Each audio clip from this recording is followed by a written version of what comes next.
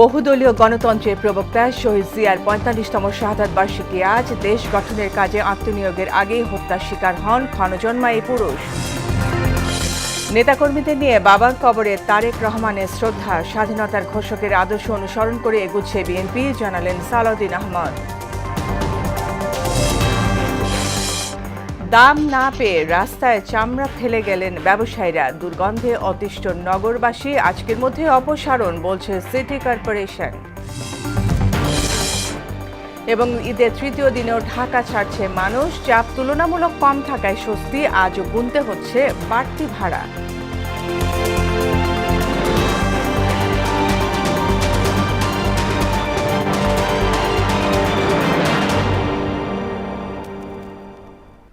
আসসালামু আলাইকুম। পবিত্র ঈদুল আজহার শুভেচ্ছা সবাইকে। এতক্ষণ শুনছিলেন শিরোনাম, পুরো সংবাদে সঙ্গে আছি ফারজানা ইয়াসমিন। বিএনপির প্রতিষ্ঠাতা সাবেক রাষ্ট্রপতি জিয়াউর রহমানের বীরত্তমের ৪৫তম শাহাদাত বার্ষিকী আজ। রাষ্ট্রপতি থাকাকালীন ১৯৮১ সালের এই দিনে এক ব্যর্থ সামরিক অভ্যুত্থানে চট্টগ্রাম সার্কিট হাউসে নির্মমভাবে শহীদ হন তিনি। ক্ষণজন্মা এই পুরুষ দেশ গঠনের কাজে যখন আত্মনিয়োগ করেন, ঠিক তখনই তাকে হত্যা করা হয়। মহান স্বাধীনতা সহ দেশের প্রতিটি ক্রান্তিকালে ত্রাণকর্তা হিসেবে আবির্ভূত হয়েছিলেন মেজর জিয়া। বহুদলীয় গণতন্ত্র সহ মত প্রকাশের স্বাধীনতা ফিরিয়ে দিয়েছিলেন তিনি। তানজিদ ভুঁইয়ার বিশেষ প্রতিবেদন।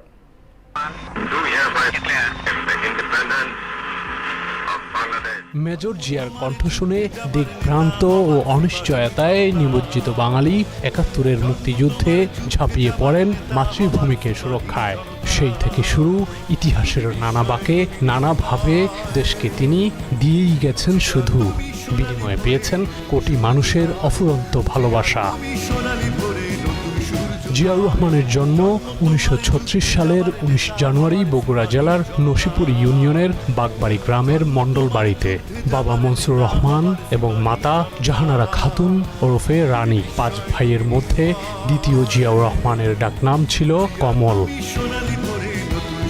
ইতিহাসের প্রতিটি বাঁকে নিজ দক্ষতায় জিয়া গড়েছেন নতুন ইতিহাস। মুক্তিযুদ্ধের সময় পাকিস্তান আর্মির সঙ্গে বিদ্রোহ করে স্বাধীনতার ঘোষণা দিয়েছেন মেজর জিয়া। মুক্তিযুদ্ধ পরবর্তী সময়ে সেনা ও রাষ্ট্রপ্রধান হয়ে হাজির হয়েছেন জাতির আশীর্বাদ হিসেবে। স্বাধীনতা যুদ্ধে অসম বীরত্বের জন্য তাকে বীরোত্তম উপাধিতে ভূষিত করা হয়। বহুদলীয় গণতন্ত্রের প্রবক্তা জিয়াউর রহমান ১৯ দফার মাধ্যমে দেশকে আর্থ-সামাজিক ভিত্তির উপর শক্ত অবস্থানে দাঁড় করিয়ে ৭৪-এর দুর্ভিক্ষ কবলিত বাংলাদেশ তার সময়ে উদ্বৃত্ত খাদ্য রপ্তানির সক্ষমতা অর্জন করে। একটি উন্নততর জাতিতে পরিণত করার জন্য তার যে নিরলস পরিশ্রম করেছেন এবং ওই অল্প সময়ের মধ্যে একটি জাতিকে তিনি তার নিজ পায়ে দাঁড় করাতে সক্ষম হয়েছেন। একটা হচ্ছে লিডার হিসেবে, নেতা হিসেবে তিনি উদ্বুদ্ধ করেছিলেন যে আমাদের দুটি হাতি হবে বুলডোজার। এবার বলেছেন বক্তৃতার মধ্যে যে এইটা দিয়ে আমরা কাজ করব। বহুদলীয় গণতন্ত্রের মাধ্যমে দেশের মানুষের বাক স্বাধীনতা ফিরিয়ে দিয়ে ৪ বছরেরও কম সময়ে রাষ্ট্রপতির দায়িত্বে থেকে বাংলাদেশকে এগিয়ে নেন বহুদূর। শহীদ রাষ্ট্রপতি জিয়াউর রহমানের নেতৃত্বে তিনি আবারও বহুদল চালু করলেন, বহুদলীয় পথ মত চালু করলেন। এমনকি সেই আওয়ামী লীগেরও পুনরুজ্জীবন ঘটল জিয়াউর রহমানের হাত ধরে। ফ্যাসিবাদী আচরণ এবং ডিক্টেটরশিপ মনোবৃত্তি থাকলে তো আওয়ামী লীগ থাকতে পারে। আওয়ামী লীগ তখন অত্যন্ত ঘৃণিত সংগঠন, যেমন এখন মানুষ কোনোভাবেই তাকে পছন্দ করছে না। যে ৭২ থেকে ৭৫-এ তাদের অত্যাচার, অবিচার, রাজনৈতিক প্রতিপক্ষকে হত্যা, দুর্ভিক্ষ, মানুষ খেতে পাচ্ছে না, মানুষের কোনো কর্মসংস্থান নেই, এক ভয়ঙ্কর অরাজকতার মধ্যে বাংলাদেশ। সেই জায়গা থেকে জিয়াউর রহমান বহুদলীয় গণতন্ত্র আবার তিনি ফিরিয়ে দিলেন। বিভিন্ন যে সমস্ত পত্রপত্রিকা বন্ধ করা হয়েছিল সেটা চালু করার নির্দেশ দিলেন। শুরু হলো গণতন্ত্রের যাত্রা, পাশাপাশি উন্নয়ন এবং উৎপাদন। সেই ক্ষেত্রে একটা যুগান্তকারী তিনি পরিবর্তন ঘটাতে লাগলেন। দেশি বিদেশি চক্রান্ত ১৯৮১ সালের ৩০ মে এক ব্যর্থ সামরিক অভ্যুত্থানে চট্টগ্রাম সার্কিট হাউসে নির্মমভাবে নিহত হন জনতার জিয়া। এ খবরে হতভম্ব হয়ে পড়েন গোটা দেশ। সময়ের পরিক্রমায় আওয়ামী ফেসিবাদ সরকার মুক্তিযুদ্ধ ও দেশ গঠনে জিয়ার অবদান মুছে ফেলার চেষ্টা করলেও সফল হয়নি। নিজ কর্মগুণে দেশের মানুষের হৃদয়ে চিরঞ্জীব হয়ে থাকবেন শহীদ রাষ্ট্রপতি জিয়াউর রহমান। তানজিদ ভুঁইয়া, মোহনা সংবাদ, ঢাকা। দলের প্রতিষ্ঠাতা ও সাবেক রাষ্ট্রপতি শহীদ জিয়াউর রহমান বীর উত্তমের ৪৫তম শাহাদাত বার্ষিক উপলক্ষে জিয়া উদ্যানে তাঁর কবরে শ্রদ্ধা নিবেদন করেছেন প্রধানমন্ত্রী ও বিএনপি চেয়ারম্যান তারেক রহমান। শনিবার বেলা ১১টায় তারেক রহমানের নেতৃত্বে দলে কেন্দ্রীয় এবং সর্বস্তরের নেতাকর্মীরা শহীদ রাষ্ট্রপতি জিয়াউর রহমানের কবরে পুষ্পস্তবক অর্পণ ও জিয়ারত করেন। জিয়ারত শেষে জাতীয়তাবাদী ওলামা দলের উদ্যোগে দোয়া মাহফিল অনুষ্ঠিত হয়। এর আগে শহীদ রাষ্ট্রপতি জিয়াউর রহমানের আদর্শ অনুযায়ী বিএনপি এগিয়ে চলছে বলে জানান স্বরাষ্ট্রমন্ত্রী ও বিএনপি স্থায়ী কমিটির সদস্য সালাউদ্দিন আহমদ।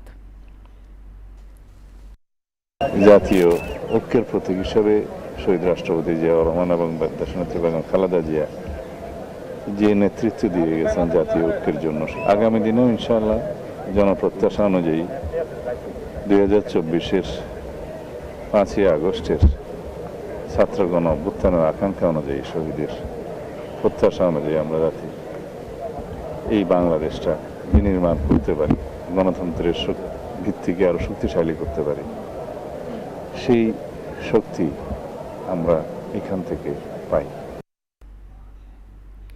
বিএনপির প্রতিষ্ঠাতা ও সাবেক রাষ্ট্রপতি জিয়াউর রহমানের ৪৫তম শাহাদাত বার্ষিক উপলক্ষে দুস্থ ও অসহায় মানুষের মাঝে খাদ্য সামগ্রী ও বস্ত্র বিতরণ কার্যক্রমের উদ্বোধন করেছেন প্রধানমন্ত্রী তারেক রহমান। শনিবার বেলা 11:30টায় মানিক মিয়া এভিনিউয়ে রাজধানী উচ্চ বিদ্যালয় মাঠে এই কর্মসূচির উদ্বোধন করেন তিনি। এ সময় জিয়াউর রহমানের আদর্শ তুলে ধরে বক্তব্য দেন প্রধানমন্ত্রী। আসুন আমরা আজকে যে সকল মানুষের পাশে দাঁড়াতে চেয়েছি, আমরা যাতে সুন্দর সুশৃঙ্খলভাবে সেই সকল দুস্থ মানুষের পাশে দাঁড়াতে পারি এবং একই সাথে তাদেরকে সহযোগিতা করতে পারি। শহীদ জিয়ার রাজনীতিই ছিল মানুষের পাশে দাঁড়ানো, মানুষকে সহযোগিতা করা এবং দেশ গঠন করা। আসুন নেতৃবৃন্দ, আজকে শহীদ জিয়ার এই ৪৫তম শাহাদাত বার্ষিকী উপলক্ষে আমাদের আজকে শপথ হোক যে আমরা শহীদ জিয়ার সেই দীক্ষায় দীক্ষিত হয়ে আমরা দেশ গঠনের কাজে নিজেদেরকে নিয়োজিত করব ইনশাআল্লাহ। এবারে অন্য প্রসঙ্গ। ঈদুল আজহা তৃতীয় দিনেও থামেনি ঘরমুখো মানুষের স্রোত। রাজধানীর কর্মব্যস্ত জীবন আর কোরবানির আনুষ্ঠানিকতা শেষ করে প্রিয়জনদের সঙ্গে ঈদের আনন্দ ভাগাভাগি করতে গ্রামের পথে ছুটছেন নগরবাসী। সকাল থেকে কমলাপুর রেল স্টেশন ও বিভিন্ন বাস টার্মিনাল ছিল উপচে পড়া ভিড়। এর মধ্যেই অনেক পরিবহনে অতিরিক্ত ভাড়া আদায়ের অভিযোগে ক্ষোভ প্রকাশ করেছেন যাত্রীরা। নাজমুল ইসলামের প্রতিবেদন। ঈদের তৃতীয় দিনেও কমলাপুর রেলওয়ে স্টেশনে ছিল ঘরমুখো মানুষের উপচে পড়া ভিড়। সকাল থেকে উত্তর পশ্চিম ও উত্তর পূর্বাঞ্চল গ্রামে প্রতিটি ট্রেনই ছেড়েছে যাত্রীতে ঠাসা অবস্থায়। ভেতরে জায়গা না পেয়ে অনেক যাত্রী বাধ্য হয়ে ট্রেনের ছাদে উঠে বাড়ি ফিরছেন। ঈদের আগে কাজের চাপ সামলে উঠতে না পারা মানুষগুলো এখন প্রিয়জনদের সঙ্গে আনন্দ ভাগাভাগি করতে বাড়ির উদ্দেশ্যে যাত্রা করেছেন। অনেক দিন পর যাব, আমার গ্রামের মানুষের সাথে দেখা করব, আমার ফুপু আমার চাচাদের সাথে দেখা করব, আমার অনেক ভালো লাগছে। আমরা ঢাকাতেই থাকি আর ঈদের পর আমাদের খালামণির বাসায় বেড়াতে যাচ্ছি। যাত্রার দুর্ভোগ এড়াতে ঈদের পর রওনা হওয়া মানুষজনও শেষ পর্যন্ত পড়েছেন একই ভোগান্তিতে। যানজট এড়াতে আমরা সবাই ঈদের পরে যাত্রা শুরু, কিন্তু এখানে আইসা দেখি এখনো ভিড় রয়ে গেছে। যানজট না থাকার কারণে ঈদের পরে যাওয়া কিন্তু এখন অনেক ভিড় হচ্ছে। এদিকে সকালে রাজধানীর অন্যতম প্রধান প্রবেশদ্বার গাবতলী ও কল্যাণপুর বাস টার্মিনালে ঘরমুখো মানুষের ভিড় লক্ষ্য করা গেছে। ভিড়ের সুযোগ নিয়ে কিছু পরিবহনে আদায় করা হচ্ছে অতিরিক্ত ভাড়া, ফলে ক্ষোভ ও ভোগান্তির মুখে পড়েছেন ঘরমুখো মানুষ। ঈদের সময় এখানে অনেক যানজট থাকে, আমরা এই জন্য যাই নাই। এখন রাস্তা ফাঁকা, এই জন্য আমরা দেশে যাচ্ছি। ঈদ বাইর হয়ে আজকে প্রথম দিন ঈদের, এখনো ভাড়া 1000-1200 টাকা টিকিট চাইতেছে, 1500। এমনি তো নর্মালি 500 টাকা হলে ভালো গাড়িতে যাওয়া যায়। ভাড়াতে ছিল 200-300 টাকা, এখন চাচ্ছে 800 টাকা। এদিকে গ্রামে ঈদের ছুটি কাটিয়ে জীবিকার তাগিদে রাজধানীতে ফিরতে শুরু করেছেন অনেকেই। নাজমুল ইসলাম, মোহনা সংবাদ, ঢাকা। রাজধানীর পোস্তা এলাকায় সরকার নির্ধারিত দামের কোনো প্রভাব না থাকায় রাস্তায় পশুর চামড়া ফেলে দিয়েছেন ব্যবসায়ীরা। এতে সৃষ্ট দুর্গন্ধে অতিষ্ঠ হয়ে উঠেছেন স্থানীয়রা। তাদের অভিযোগ, ফেলে দেয়া চামড়া দ্রুত অপসারণ না করায় এলাকা জুড়ে তৈরি হয়েছে দুর্ভোগ। যদিও সিটি কর্পোরেশন বলছে আজকের মধ্যে দ্রুতই অপসারণ করা হবে বর্জ্য।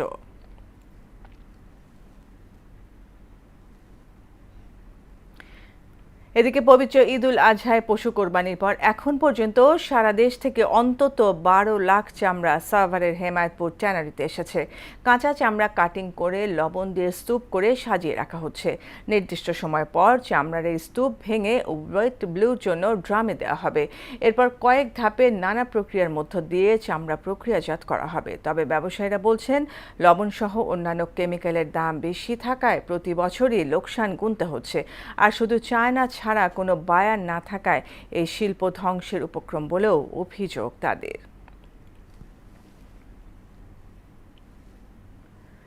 এ বিষয়ে কোরবানি পশুর চামড়ার বিষয়ে সর্বশেষ তথ্য জানাতে সাভার থেকে যুক্ত হচ্ছেন সহকর্মী উষা ফেরদৌস। উষা, ট্যানারি শিল্প এলাকার সার্বিক পরিস্থিতি সম্পর্কে জানাবেন।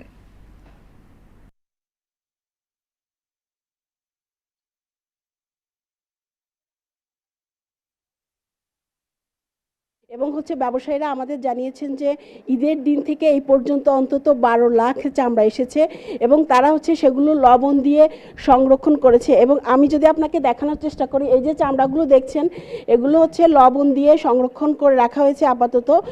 এইগুলো আসার পর মাথা লেজ আলাদা করে একটি প্রক্রিয়ার মধ্য দিয়ে লবণ দিয়ে রাখা হয়েছে। তবে তারা ব্যবসায়ীরা বলেছেন যে এবার অন্যান্য বছরের তুলনায় এবার ঢাকা থেকে কম চামড়া এসেছে এবং তারা প্রতি বছর যে চামড়াটা এখানে সংরক্ষণ করে প্রথম পর্যায়ে, সেই তুলনায় এবার অনেক চামড়া কম এসেছে। আপনি জানেন যে গত কয়েক বছর ধরেই চামড়া শিল্পের একটি খুব খারাপ অবস্থা যাচ্ছে, নাজুক অবস্থা।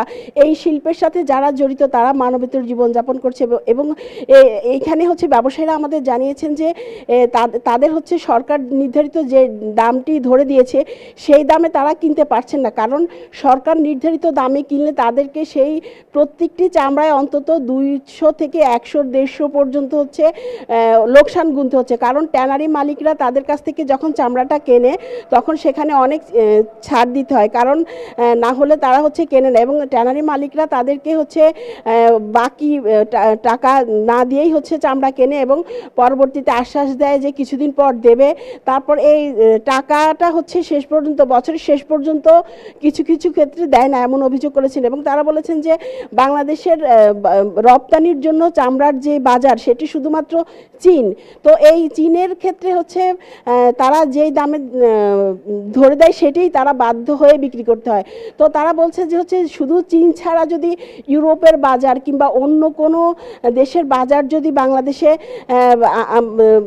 প্রবেশ করতে দেওয়া হয় কিংবা তাদের সাথে কোনোভাবে ডিল করা যায় যে আমাদের চামড়া রপ্তানির ক্ষেত্রে, তো সেক্ষেত্রে হয়তো বা আমাদের চামড়া শিল্পটা ঘুরে দাঁড়াবে। এবং তারা আমাদের ব্যবসায়ীরা বারবার বলেছেন যে শুধুমাত্র চীন ছাড়া আমাদের আর কোনো বাজার নেই। এইটা একটি অশনি সংকেত, কারণ চামড়ার যে একটি সম্ভাবনাময় খাত, এই খাতে যে আমাদের অনেক বেশি সম্ভাবনা, সেটি ধ্বংস হয়ে যাচ্ছে। উষা, আপনাকে ধন্যবাদ। এবার কোরবানি পশু চামড়ার বাজার নিয়ে জানাতে খুলনা থেকে যুক্ত হচ্ছেন সহকর্মী মোহাম্মদ শহীদুল হাসান। শহীদুল, কেমন দেখছেন চামড়ার বাজারের পরিস্থিতি? ব্যবসায়ীরা কি বলছেন?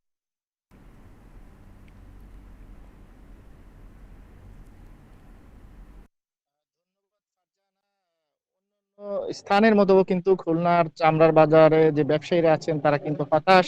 অর্থাৎ সরকারের যে নির্ধারিত দাম রয়েছে সেই দাম অনুযায়ী কিন্তু চামড়া ব্যবসায়ীরা চামড়ার দাম পাচ্ছেন না। আমরা খুলনায় যেটা দেখেছি যে খুলনার যে চামড়াগুলি রয়েছে সেখানে ছোট চামড়াগুলি কিন্তু 200 থেকে 400 টাকার মধ্যে কিন্তু বিক্রি হয়েছে এবং একটু বড় চামড়া হলে সেখানে 500 বা 600 টাকা হয়েছে।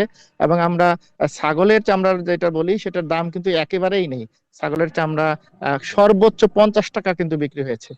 এবং এই ক্ষোভে কিন্তু খুলনার অনেক জায়গায় আমরা যেটা জানতে পেরেছি যে খুলনার অনেক জায়গায় এই চামড়া কিন্তু ফেলে দিয়েছে ব্যবসায়ীরা, যে রাস্তায় ফেলে দিয়েছে, কোথাও নদীতে বা ডোবায় ফেলে দিয়েছে।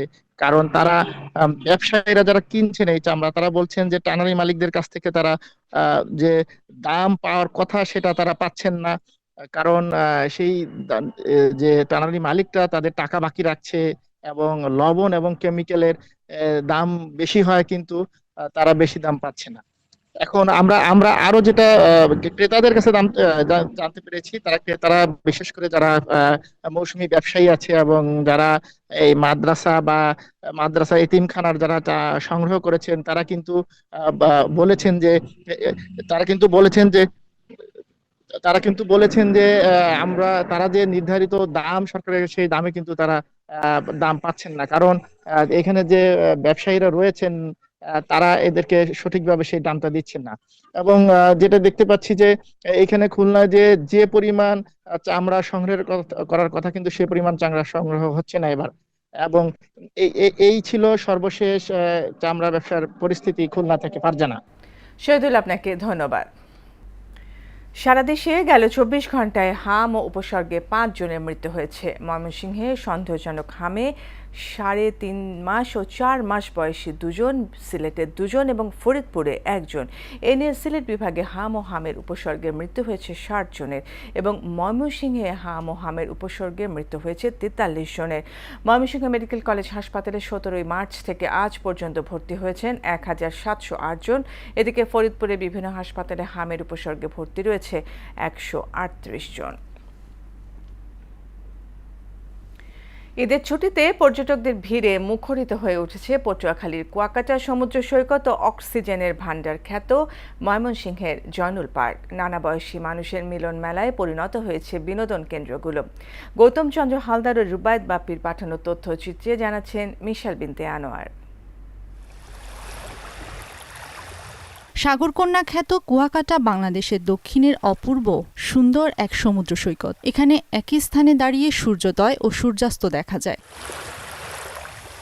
প্রতি বছরের মতো এবছরও পর্যটকরা সৈকতে 0 পয়েন্টের সমুদ্রের ছোট বড় ঢেউয়ের সঙ্গে মিতালিতে মেতেছেন। কেউ বা প্রিয়জনের হাত ধরে সৈকতে এক প্রান্ত থেকে অপর প্রান্তে ঘুরে বেড়াচ্ছেন, কেউ বা সৈকতের ধারে বসে উপভোগ করছেন প্রাকৃতিক সৌন্দর্য। সাগরের গর্জন খুব আনন্দ দিচ্ছে, মনকে দোলা দেয়। পরিবেশটা খুবই ভালো লাগতেছে। হ্যাঁ, আমরা ঈদের ছুটিতে 6 জন আসছি ফ্রেন্ড, তো এখানে তো দেখার অনেক সুন্দর পরিবেশ আছে।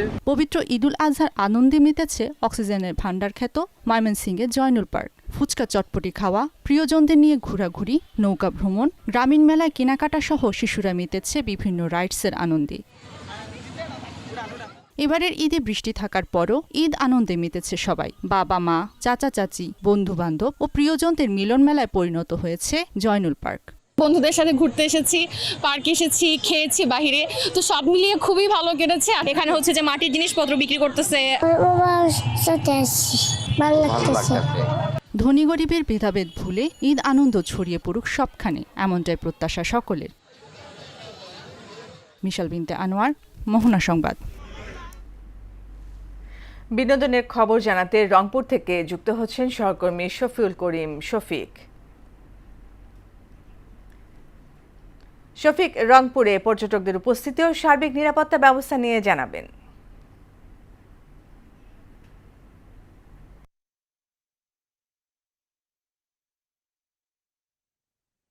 ফারজানা, দেশের সর্ব উত্তরের যে আপনাকে পবিত্র ঈদ মোবারক, ঈদের শুভেচ্ছা। আপনাকে যদি বলি এই পবিত্র ঈদুল আজহা উপলক্ষে রংপুর বিনোদন রংপুর বিভাগের একমাত্র এই চিড়িয়াখানায় এখানে কিন্তু সকাল থেকেই উপচে পড়া ভিড় দর্শনার্থীরা। এখানে কিন্তু বাঘ, সিংহ এবং বিভিন্ন যে প্রাণী আছে, পশু পাখি আছে, তাদেরকে দেখার জন্য, বিশেষ করে কোমলমতি শিশু এবং তাদের বাবা মায়ের কাছে আবদার পূরণ করার জন্য এই যে ছোট্ট বাচ্চারা আছে তারা কিন্তু এই বিনোদন কেন্দ্রে তাদের বাবা মায়ের কাছে আবদার করেছিল, যার কারণে কিন্তু তারা এই রংপুর চিড়িয়াখানা অর্থাৎ রংপুর বিনোদন কেন্দ্রে কিন্তু এসছে। এখানে কেন এসছে? এখানে এসেছি বাবুকে নিয়ে খেলাধুলা বিনোদন পাওয়ার জন্যই রংপুর চিড়িয়াখানা এসেছি। আর আমাদের এখানে খেলার খবর ফুটবল। দীর্ঘ ১৩ বছর পর আবারও রিয়াল মাদ্রিদের ডাগ আউটে ফিরছেন অভিজ্ঞ পর্তুগিজ কোচ জোসে মরিনহো। ক্লাবটির সঙ্গে তিনি ৩ বছরের চুক্তি করেছেন। আগামী ৭ জুন ২০২৬ তারিখে রিয়ালের প্রেসিডেন্সিয়াল নির্বাচন শেষে তাকে আনুষ্ঠানিকভাবে পরিচয় করিয়ে দেওয়া হবে। ৬৩ বছর বয়সী মরিনহো ভারপ্রাপ্ত কোচ আলভারো আরবেলোয়ার স্থলাভিষিক্ত হচ্ছেন। এর আগে ২০১০ থেকে ২০১৩ মেয়াদে রিয়ালের হয়ে তিনি লা লিগা সহ ৩টি শিরোপা জিতেছিলেন।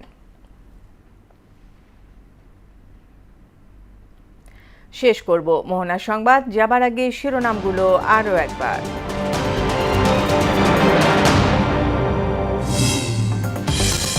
বহুদলীয় গণতন্ত্রের প্রবক্তা শহীদ জিয়ার ৪৫তম শাহাদাত বার্ষিকী আজ। দেশ গঠনের কাজে আত্মনিয়োগের আগেই হত্যার শিকার হন ক্ষণজন্মা এই পুরুষ। নেতাকর্মীদের নিয়ে বাবার কবরে তারেক রহমানের শ্রদ্ধা। স্বাধীনতার ঘোষকের আদর্শ অনুসরণ করে এগুচ্ছে বিএনপি, জানালেন সালাউদ্দিন আহমদ। দাম না পেয়ে রাস্তায় চামড়া ফেলে গেলেন ব্যবসায়ীরা। দুর্গন্ধে অতিষ্ঠ নগরবাসী, আজকের মধ্যে অপসারণ বলছে সিটি কর্পোরেশন। এবং ঈদের তৃতীয় দিনেও ঢাকা ছাড়ছে মানুষ। চাপ তুলনামূলক কম থাকায় স্বস্তি, আজও গুনতে হচ্ছে বাড়তি ভাড়া।